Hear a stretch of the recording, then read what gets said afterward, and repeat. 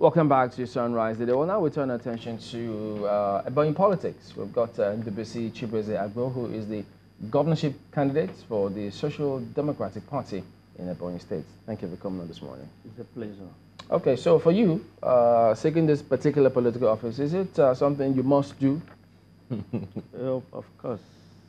It's something you must do? It's something I must do. Why? I'm propelled by that mission to emancipate my people, to give service to my people, selfless service to my people. So there are certain things going on which I look at as an aberration. And we have to have a paradigm shift. What are those things? Yes. Yeah, but before that, I mean, the reason why I asked is this something you must do? It comes as if as though you must serve by force. It's not by force. Okay, because you mean maybe I couldn't get your... You were in APC? I was in APC. You left? I left. You took up the ticket for SDP. Yes. Meanwhile, you were also a commissioner of education in the state. Yes. So when that of the APC didn't play out, why did you have to jump ship and insist that you must serve the people? Thank you very much. I was even in PDP Abination. To start with, I was in ANPP in 2003, where I contested for chairmanship.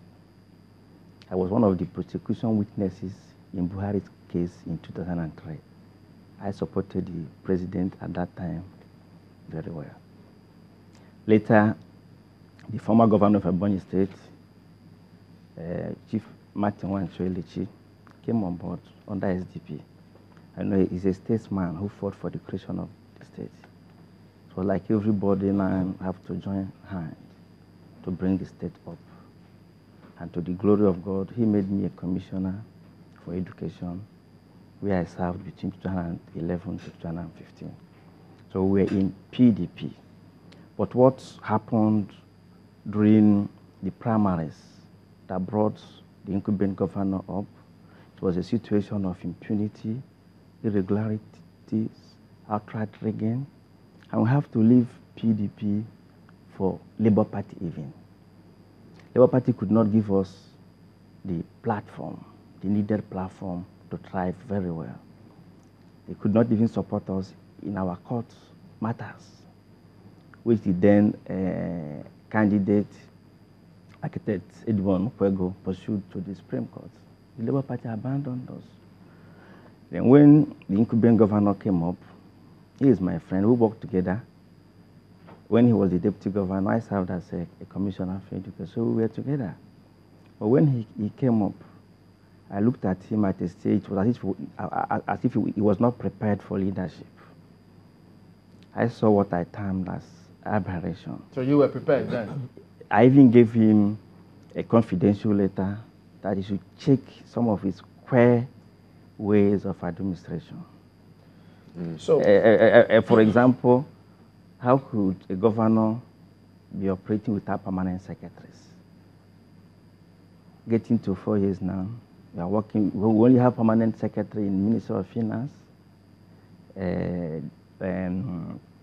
Minister of Justice, and I think the head of service. So you have a problem with the governance structure? That's the problem that you have? Yeah, the way they are operating. What has the State House of Assembly done about that? Are they doing anything? They're just a rubber stamp. They're not doing anything to change the system. They are not doing their job. That's a house. That is a house that will always try to change the whole system. It was the same way they functioned while you were commissioner for education, you remember? The house? So now they were rubber stamp then, they're rubber stamp now. No. During Leti's administration, the House of Assembly was given that free hand to operate, to the best of my knowledge.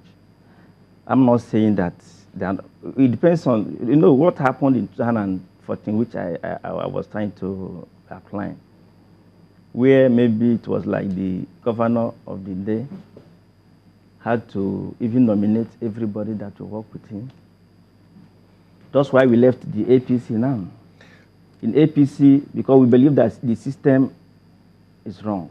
Is there anything wrong with nominating who works with you? Pardon? Is there anything wrong with nominating your cabinet or people who work with you? You have to allow the people to choose. A situation where you now impose candidates is wrong. A situation where people will contest the primaries and win and you change them is wrong. A situation where you won't allow the party guideline to be followed is wrong. Is that what's currently happening? Yes. Now, for example, we have up to 9 cases in the court as a result of the outright irregularities in what transpired in of your APC. political party. Yes, of APC in Ebonyi State. Within, how many years did it take you to move from PDP to Labour Party to APC and now to SDP? How many years? I said, listen very well. It is not a number of years that matters. It is the zeal. I'm asking, I'm going somewhere with the question. Just give us an idea. Did it take 4 years, 8 years? You help me in the calculation. I said in 2003, I was with the ANPP. And what I do is that any place I am, I serve it wholeheartedly. Okay. I give all I have to make sure that... 2003, you were in ANPP. Yes, ANPP. yes. Then you moved to another political party. What year? I said that that I was even in ANPP in 2003. Okay. That I even followed the president to the Court of Appeal, okay, where I was one of the prosecution witnesses. Okay. If you could recollect, that was the case that Justice Nsofo at the Court of Appeal nullified that relation on the basis of outright irregularities.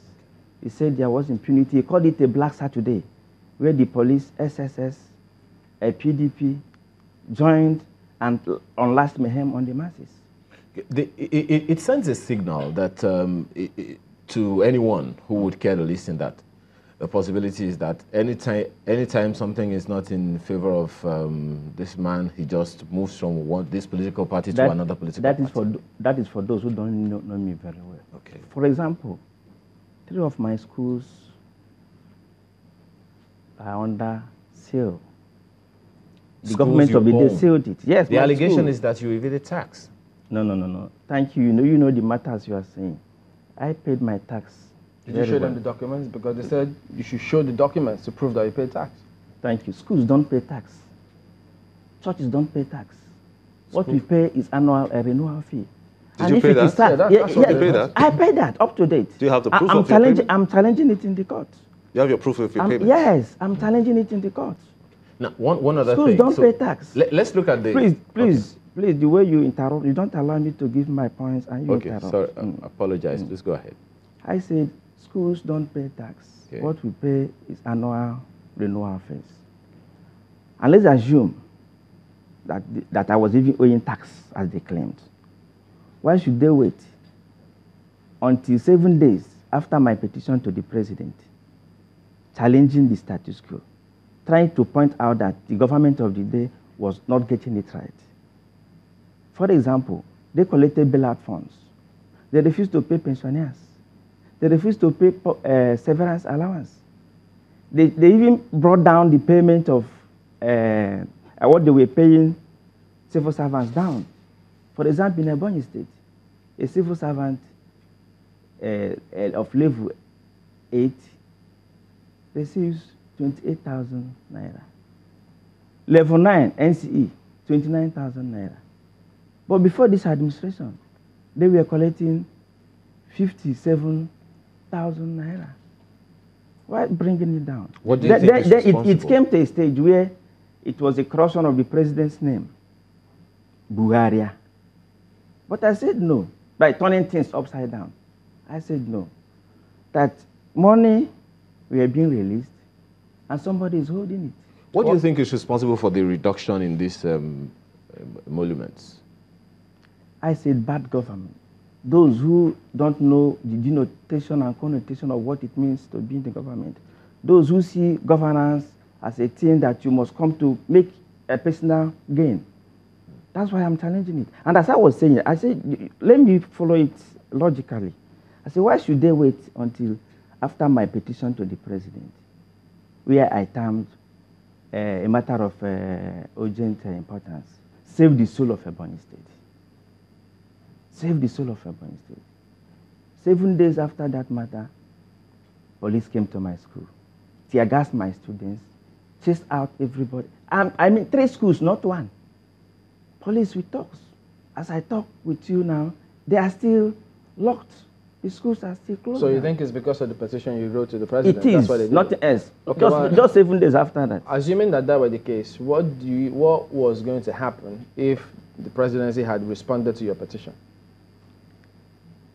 I think they may be investigating it because I raised some elements of fraud, embezzlement, mismanagement, maladministration. I outlined all of them. I wrote to other agencies.